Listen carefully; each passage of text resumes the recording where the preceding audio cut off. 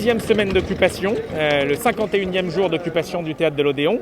Et aujourd'hui, il y a un événement qui se fait sur un certain nombre de lieux occupés qui a été initié par des collègues, notamment des techniciens, avant la manifestation interprofessionnelle réclamant le respect des emplois, la protection sociale et le retrait de la réforme de l'assurance chômage. Les occupations ont été menées dès le début avec des gens qui sont concernés par la réforme de l'assurance chômage, des extras hôteliers, des guides conférenciers, dans certains endroits des saisonniers, parce que la réforme de l'assurance chômage, c'est un scandale pour eux, c'est un scandale pour tous ceux qui pourraient perdre des droits de façon considérable au 1er juillet et ensuite dans la deuxième phase de la réforme.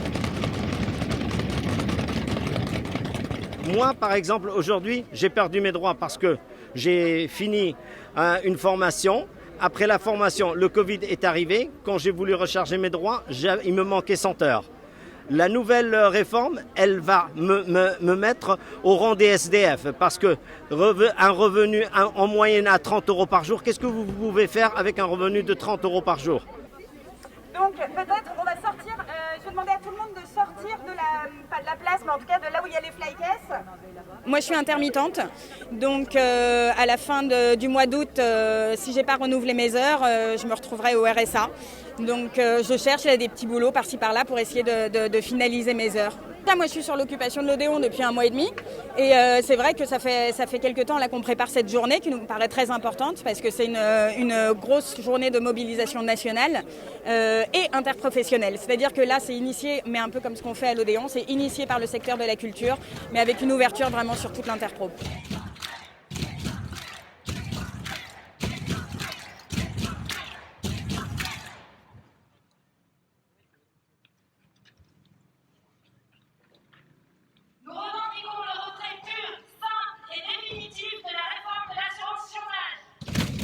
Ça, clairement, c'est la première chose que je demande.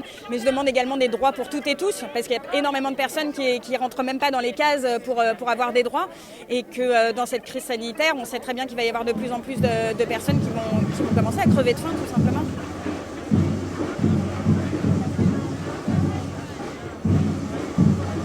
Je n'ai pas travaillé depuis le 13 mars 2020. Et en tant que guide conférencière, je fais partie des oubliés de toutes les aides que l'État a fournies aux salariés en chômage partiel, aux salariés auto-entrepreneurs, aux entreprises. Il a oublié les millions d'intermittents de l'emploi que nous sommes. Nous sommes impactés car nous sommes intermittents hors spectacle et donc nous sommes impactés directement par la réforme de l'assurance chômage. Donc on vient dire non et on vient expliquer au ministère du Travail qui ne comprend pas notre fonctionnement. Parce que nous travaillons sur des contrats courts, sur des congrès, des séminaires, dans des voyages d'affaires. Et donc nous ne pouvons pas être en CDI. Du côté de l'action sociale et de la santé, on appelle à manifester aujourd'hui pour un vrai service public de la santé et pour les oubliés du Ségur. C'est-à-dire tous les professionnels de l'action sociale, dans l'éducatif, dans la protection sociale, dans les EHPAD. On n'a pas eu de primes et on dit qu'il faut des primes et une augmentation de salaire, une revalorisation salariale pour tout le monde.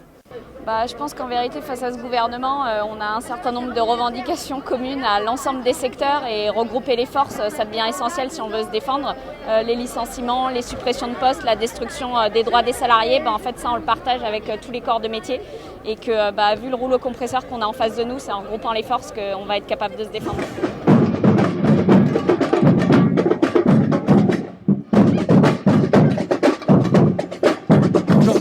Si les conditions de travail elles sont si mauvaises, s'il y a des congés payés qui sont refusés, s'il y a des heures supplémentaires qui sont imposées, c'est parce qu'il n'y a pas assez de travailleurs dans les entreprises.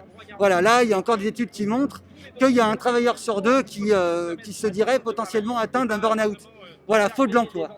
Faut une autre politique de l'emploi, une politique de l'emploi, de réduction du temps de travail et du partage entre ceux qui en ont, ceux qui en ont pas. Le gouvernement a décidé de frapper les plus démunis. Je le dis souvent, Macron a commencé son quinquennat en faisant un cadeau aux riches, en supprimant l'ISF et il est en train de le terminer en à nouveau tapant sur les plus pauvres, c'est-à-dire les privés d'emploi avec cette réforme de l'assurance chômage. Donc voilà, c'est encore une étape de la mobilisation pour faire grandir et monter les mécontentements avec un prochain rendez-vous le 1er mai qui là concerne tout le monde. Allons, On a